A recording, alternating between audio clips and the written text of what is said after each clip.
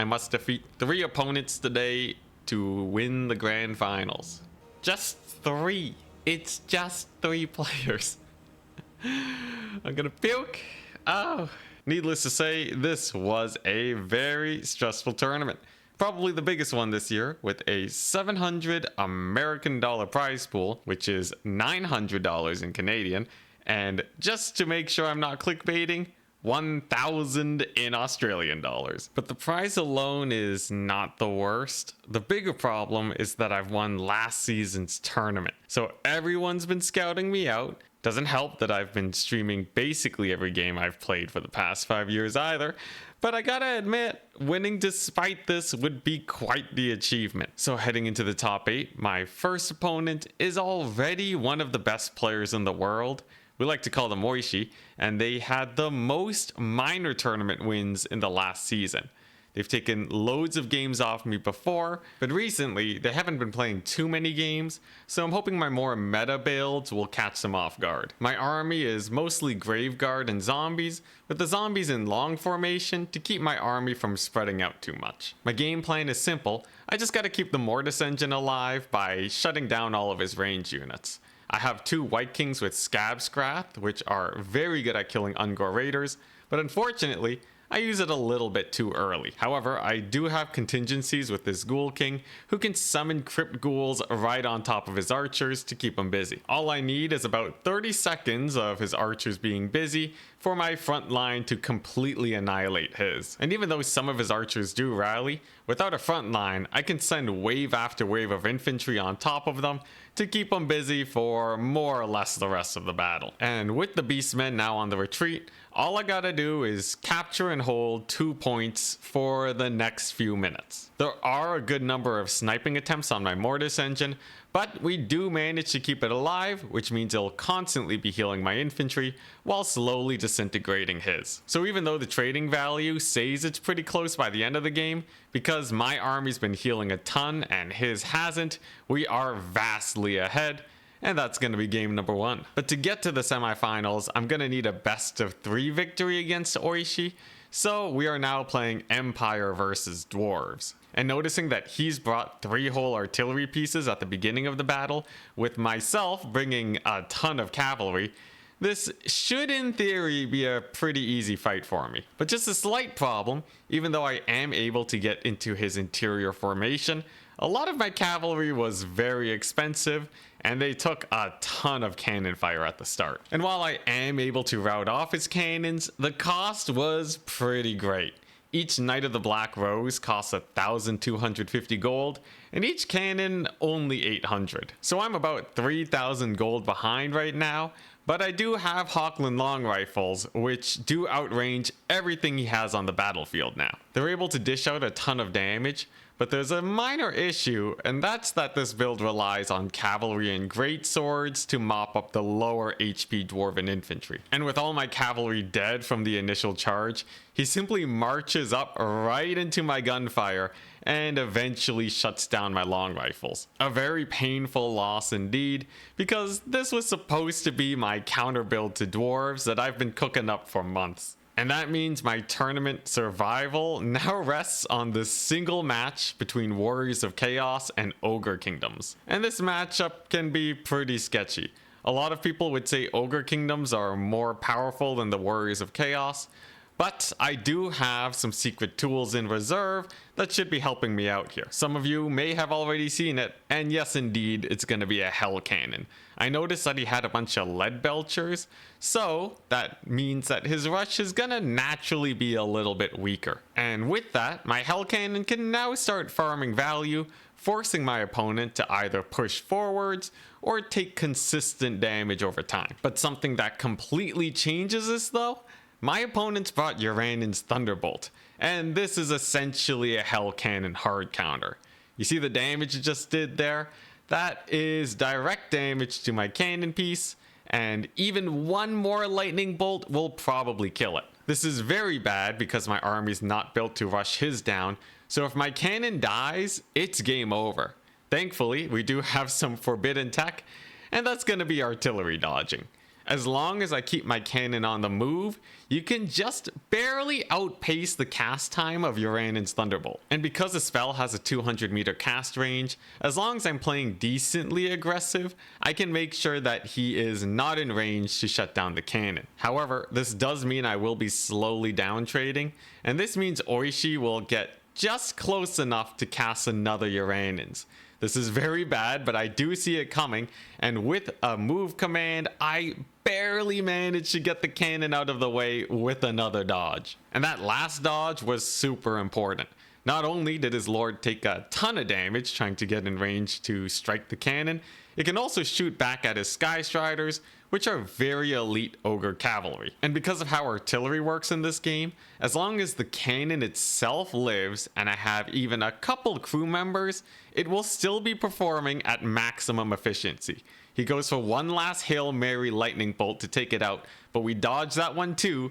And with just 3 crew members alive still on the hellcannon and the main body itself very close to death, it does stick around, and that means all his magic is essentially wasted. And because my cannon was able to stay alive, not only did it get over 1600 gold worth of value, it also baited out most of his utility and forced his lord to his death. So only 2 opponents to go now, but my next opponent is the 2nd place champion from last season. His name is Own Goal, and we gotta win a best of 5. This next match is against ogres, and weirdly enough, he decided to leave my Slaanesh open to counterpick him with. So I did exactly that, and we easily grab our first 2 objectives of this match, with each one giving 1 victory ticket per second, and the first player to get to 1,500 winning. Naturally, this means Own Goal has to push up to try and take a second objective, and this is where Slaanesh absolutely excels. You see, his formation is really wide now, and that means it's going to be a lot harder to defend his single lead belcher that's in the middle. Fearing that I might attack him, he brings in a lot of forces to defend them, but this is not the only problem he has to contend with. Slaanesh is so fast, they are really good at picking and choosing their own fights, and instead of diving into where he's strong, I attack his weak left flank and collapse in onto his ogres. This nets me 3 capture points now, and a pretty solid value trade to boot. But this doesn't mean Own Goal is out just yet.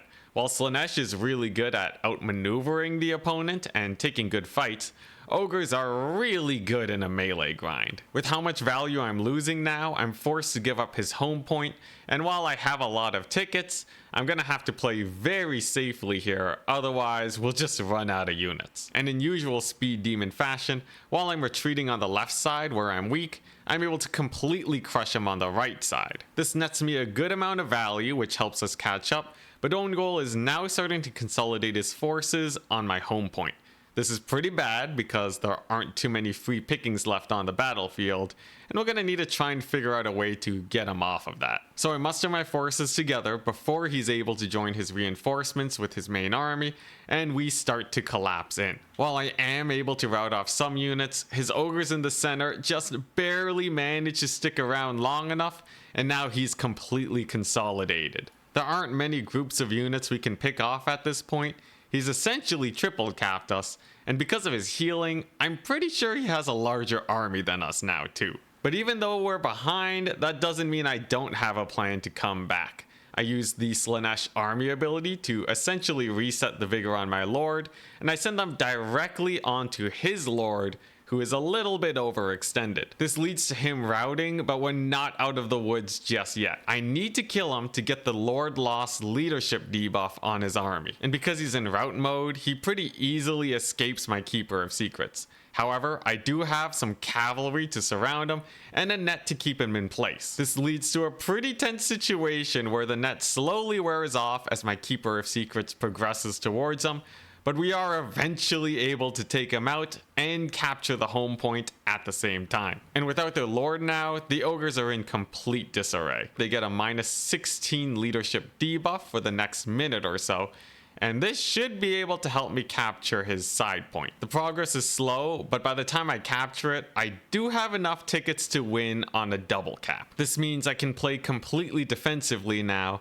but Own Goal has resummoned his lord, and it's still up in the air who's actually going to win the fight on my own home point. While my Keeper of Secrets is an amazing fighter, they're just so low on HP right now that his Ogre Caster Lord can confidently take a melee fight against them. And forced to disengage, with a sliver of HP left, my Keeper of Secrets just barely survives, and he's going to be using his passive to heal up by staying close to routing units now. But in all that chaos, while my Keeper of Secrets did live, he did manage to retake the flank point, so I'm forced to head to my opponent's home point to try and get a double cap to secure the victory. If I'm not able to take this point, he'll barely win by victory tickets, but with 2 units of cavalry and a Keeper of Secrets, I just barely outweigh his Ogre Bulls, and with the rest of his forces trying to migrate from the flank point, I do manage to capture the point, which means we get game number 1-1. Definitely wouldn't have been possible if my Keeper got sniped, because they ended up contributing 4,000 gold that game. So off to a good start. I just need to win 2 more games against own goal, and it's going to be vampire counts against greenskins. Now, generally, I'd say this matchup is quite good for vampire accounts, but own goal apparently brought a build that he's never lost to vampire accounts against with. A scary thought indeed, but my build should be able to work as long as I can take out his archers. And that's something White Kings are very good at doing. With double Scab Scrath, we almost rout off his first archer unit, and with the follow-up Vargeist charge, that's 20% of his ranged firepower all of a sudden off the battlefield. However, because they're still at pretty good HP, they'll probably rally if I don't escort them off with the devils on their back. For the other archers, I use my Crypt Ghoul summon just like before, and noticing my opponent's left flank is a bit exposed too, I do get a Black Knight charge on a couple more archers. Overall, I'd say this is an exceptional start, because a lot of my infantry hasn't even gone into melee yet. And with another Scab Scrath on the injured archers that rallied, he is going to have to fight a melee grind against one of the strongest melee factions in the game now. He tries his best to win the melee grind with buff spells and Grom's Aura too, but it's not going to be enough because Vampire Corpse Cart Perfect Vigor buffs are far superior. And with his main army routing, this really shows how important it is to keep your range alive when fighting the vampire accounts. So all I gotta do now is win 1 more match as the Warriors of Chaos again against the Tomb Kings. They're a pretty spooky faction that can get 3 army-wide heals as their units die. So I brought the Knights of Immolation to focus fire 1 Skeleton Spearman to hopefully trigger their passive before the rest of the army takes damage. This is all pretty standard, but what is completely off meta is going to be Khalida. He's taken her on foot and taken her missile ability to try and snipe Archaon before he can get too much work in. And surprisingly, it actually kind of works.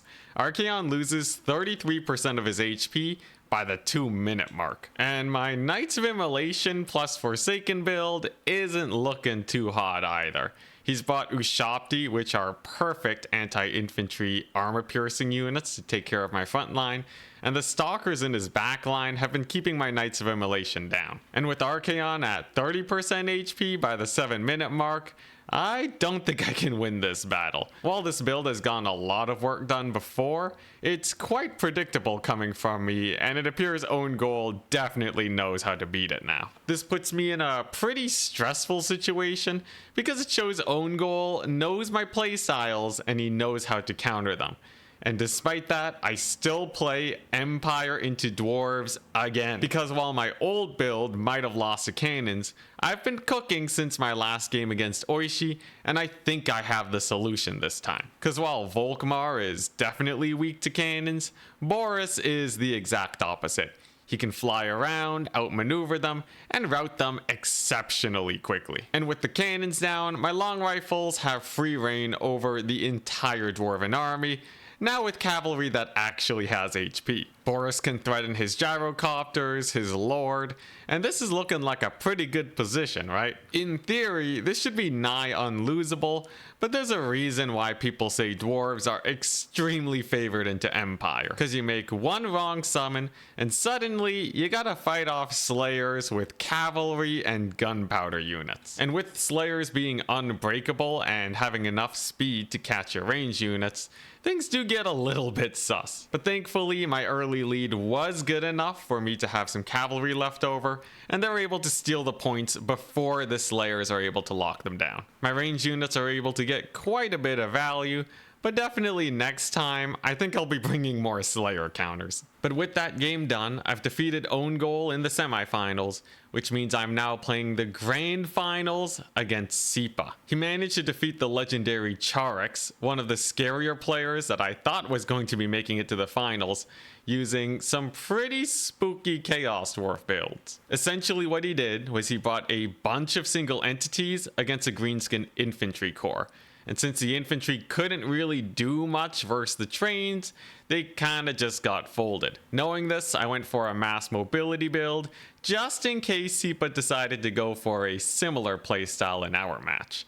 And boy did it pay off. Cause while I can't fight his trains, I can absolutely keep away from them while holding all 3 points at the same time. Yes, he might have 2 Spirit Leech casters, but as long as I keep my Lord running away, they're effectively keeping his units busy, which means my cavalry will be able to hold the points for even longer. So thus, he is forced to abandon the Lord Snipe to try and capture even one of the points, but I'm not gonna let him have any here. The only way he can realistically capture points is with infantry, and by sending my cavalry right on top of them, his Dreadquake is forced to friendly fire or just let his infantry die to my cavalry. Either way, it's a win for me, and in spectacular fashion, he goes for the friendly fire option. This means he has essentially no capture weight left, and we're able to win without my opponent getting a single point using this rather degenerate build. I should note though, while I do call the build degenerate, it's more what the community thinks of the build. For me, if it's legal, that means I should prepare for it, just like any other build. And speaking of single entity threats, I've decided to bring a couple of my own to this game too. With a double Frostworm, I'm feeling pretty confident fighting against even his Gorbel and Doombul, although I do have to be careful that I'm not fighting while surrounded by spears. This is a good starter for any Kislev build, but if you really want to cook Beastmen, you need some leadership debuffs. For me, that means Hawks of Miska, a spell that decreases leadership by 16, and the Incarnate Elemental of Beasts, who has its own leadership debuff aura. Now while Sipa certainly has a lot of infantry which can occupy my ranged, my single entities here are just too powerful, and they can rout off his infantry units one at a time. And with the Kislev passive making my infantry frontline last way longer than usual, we're able to save most of them before they even rout. Things are looking pretty good for us, so Sipa decides to go for a Hail Mary and sends their Doombul plus Gorbel into my single entity squad. However, because this is a 4v1 and my Patriarch is providing healing plus perfect vigor, the fight goes basically how you would expect it to. And so, even though I do lose a Frostworm and my Elemental to some Halberds, I still have too many single entities for the Beastmen to really deal with, and the game ends with me triple capping the Beastmen using a ton of cavalry, and my Lord, which now has no counters. It's at this point though that things start getting a little sketchy. We're not allowed to repeat any factions that we've played in this best of 5, so I'm really running out of options, and I'm forced to play Tomb Kings versus Norsca. It's not a matchup that I'm super familiar with, so he catches me off guard with a quad Ice Wolf Chariot build. And this helps me learn a very important lesson that Tomb Kings can have a very hard time killing armored units in melee. It turns out I was way overtuning my builds to deal with infantry, and that left me completely open to this weird playstyle. And even though I did bring anti-large stalkers, it simply wasn't enough to catch the chariots, and surprisingly enough, neither were the Ushopti. Not much to say other than this was a surprisingly one-sided massacre, which brings us to our 4th game against Sipa. And this one was an absolute doozy. Cause yeah, I might be up one game, but the picks and bans have been getting more and more sketchy for me over time. And you can tell because I've decided to play Norsca into Tzeentch, which is not exactly the best matchup ever. Norsca doesn't have much counterplay to beat Kairos, who's really good at sniping lords, and basically everything does fire damage, which means my skin wolves will be taking 20% extra damage from everything. But by going for a max mobility build and committing to a slightly risky first engagement, we're able to shut down most of his Marauder Horsemen and Blues. This early lead lets me capture a ton of points, and I knew he was going to bring Exalted Heroes, so I even have a Manticore to try and counter them. Things are looking pretty nice, but we are on a timer. With the Blue Fire on Wulfric, he goes down to half HP, and while we do get one Exalted Chariot, pretty low, the other one's still quite good on HP. Ticket-wise, however, things are still looking pretty good.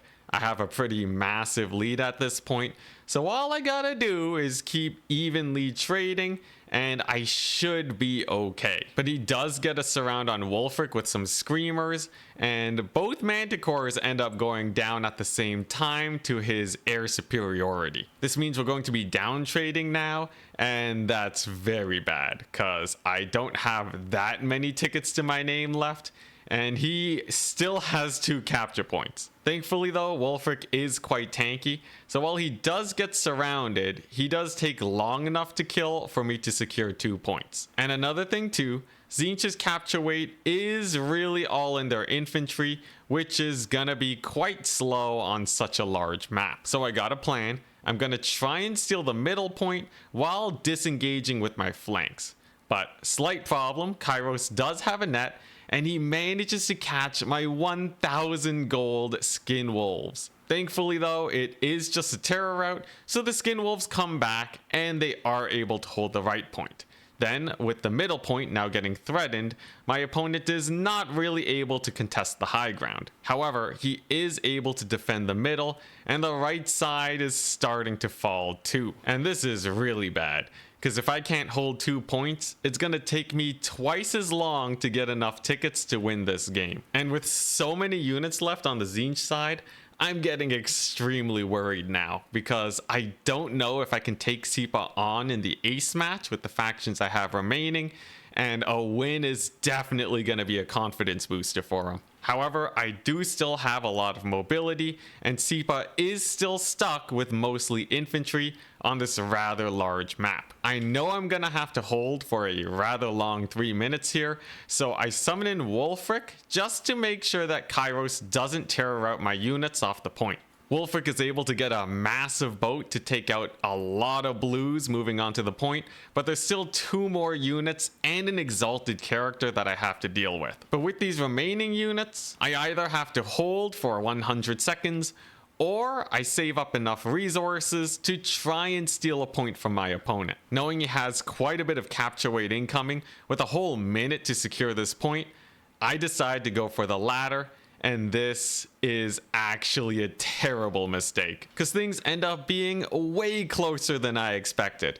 Wulfric lands a devastating boat, which reduces quite a bit of capture weight on his blues, and the point is slowly ticking up with only 20 seconds remaining. And with only 2 units, I don't think I can steal point number 1 in time from his Marauders, but with Wulfric being an absolute Chad, he barely stays on the point long enough for me to take the win, and that's going to be the tournament. I barely managed to scrape by a victory, with my opponent literally seconds away from triple capping me. Of course, I might have been able to beat Sipa in an ace match, but I really wasn't feeling confident.